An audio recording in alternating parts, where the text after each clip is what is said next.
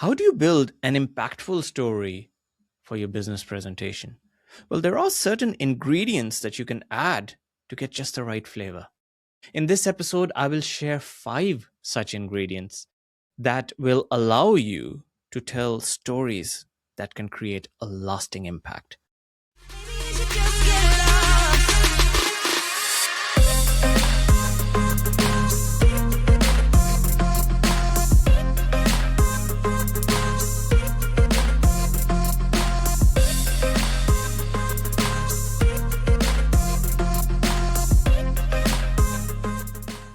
This is Show Stopping Speakers with me, Mobeen Tahir.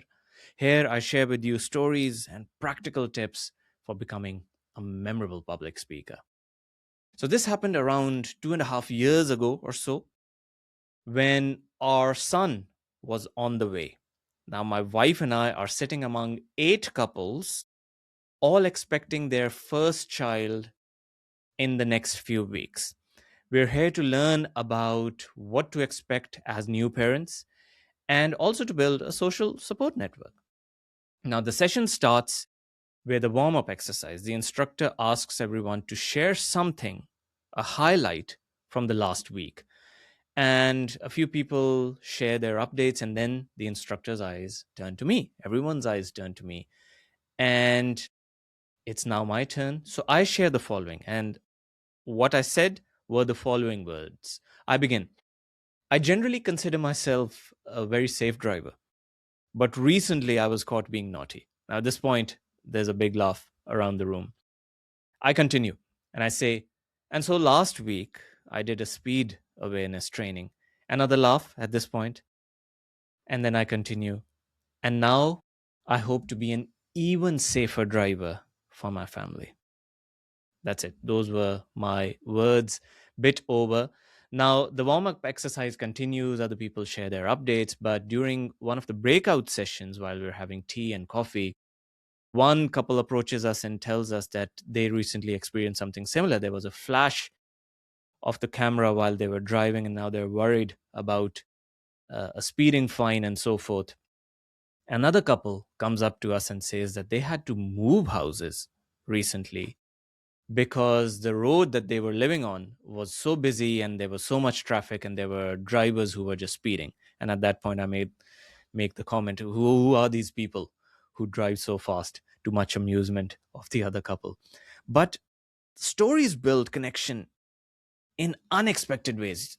And when you share those stories, it's incredible how you realize other people have experienced similar things.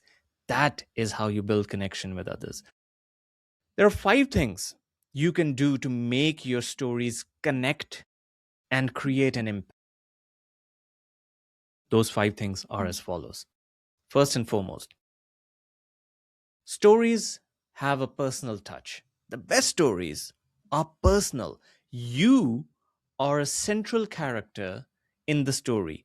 The story reveals something real about you. It is specific to you, and that is what makes it relatable to many other people. Now, people are more alike than we think, and that is why our personal stories, which might be unique to us, end up connecting us to other people as well. I once shared a story in a business presentation about a situation where someone said something while they were on stage, other people reacted in a certain way, and then someone else said something else. And there was a story in this whole situation. But I shared the story not because I was a central character, but because I was there and I was certainly observing what was going on. So I shared the story through my lens, through my perspective. I gave my take on the situation. I've shared stories where I've read comments on videos that have been posted by someone else, comments made by someone else, but I share that story as someone reading those comments and drawing certain conclusions from that situation. Again, sharing my perspective. And when you share your perspective, this is not about vanity. This is not about making everything about yourself. This is about sharing how you see the world. And when you give your perspective, it makes it interesting, It reveals something about you, it makes you human, and it makes you relatable. And that is what is so powerful about personal stories. Number two, stories are delivered with the right portion size. Now, stories must fit the moment and the requirement of the moment. Now, in a business presentation, people often feel I just have 5 minutes, I just have 10 minutes, there's no time to tell a story. Of course, there's no requirement here to create a Hollywood style thriller and narrate a full thriller. Of course, if you have that capability, well done to you. But of course, this might not be the right format. And the idea is not to share a very long story. Maybe 30 seconds are enough. Maybe you have a minute or two if you have 20 minutes or a 30-minute presentation. But those 30 seconds or that minute or two can be very powerful. It can be time very well spent. But of course, you don't want to go over. You don't want to end up spending 5 minutes on your story if you only have 10 minutes for the entire presentation. So the right portion size matters. And what we want is to create impact with our stories, but we don't want to overstay our welcome. And we don't want to confuse our audience about the purpose of the presentation and the purpose of the story if we end up spending too long on it. So keep your stories concise and make the length appropriate to the format and the time that you have. Number three, stories have a dash of humor. Now, the bar for humor in business presentations is generally very low. It's such a rare skill, and even the smallest laughs can go so low, so can go a long way, because very rarely do you see a presenter making the audience laugh. And when a presenter does that, they've won the audience, because if you can make the audience laugh, then you have the audience on your side. It signals warmth if you have a bit of humor, if done correctly. Self-deprecation tends to work well if done correctly. Self-deprecation is good. Don't antagonize your audience.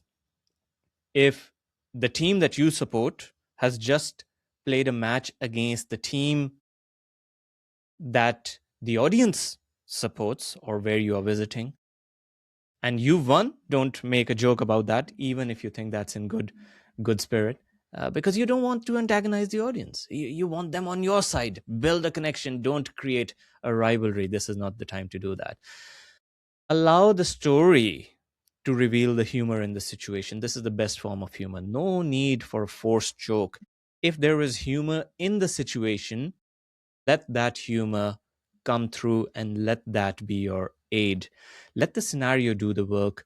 No forced humor is required at all. So, once again, stories can be very powerful because there is inevitably something in that situation that might be humorous. And if you have that, lean into it. Humor will take you a very long way.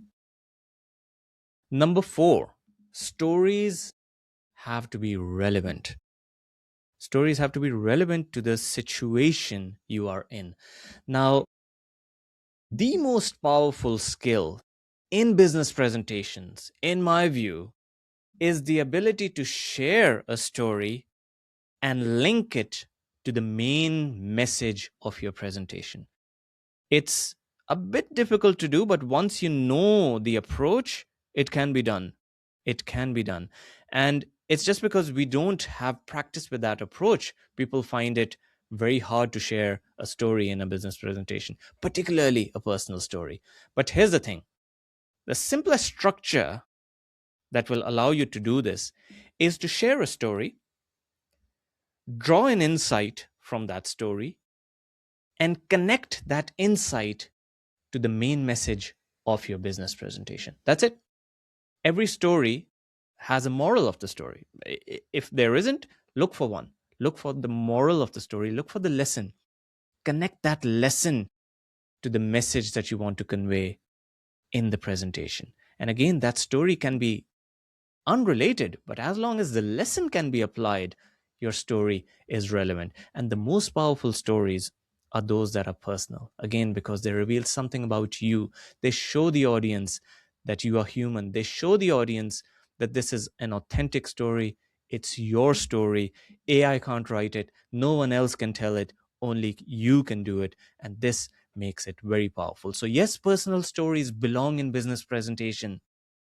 They belong in business presentations as long as you make sure you connect them to the main message of the presentation itself. Number five, stories have a well mixed narrative arc. There has to be a narrative arc, and that is what makes it a story. Now, stories have a starting point, then something happens to disrupt that starting point, that state of the world that we were operating in, and then you end up with a different state of the world. So there's change. There might be an evolution in a character, something might change in the environment, something happens to change the state of the world, even if it's small. The way you think, the way you approach a certain situation, your relationship with someone, anything. There is change in the state of the world around you. And that change makes stories memorable because people see the transition, people see that something happened and the world around us changed. That is what makes stories memorable. And that is why data is so hard to remember, because there's no context, or context is very hard to associate with data. You have to remember the number.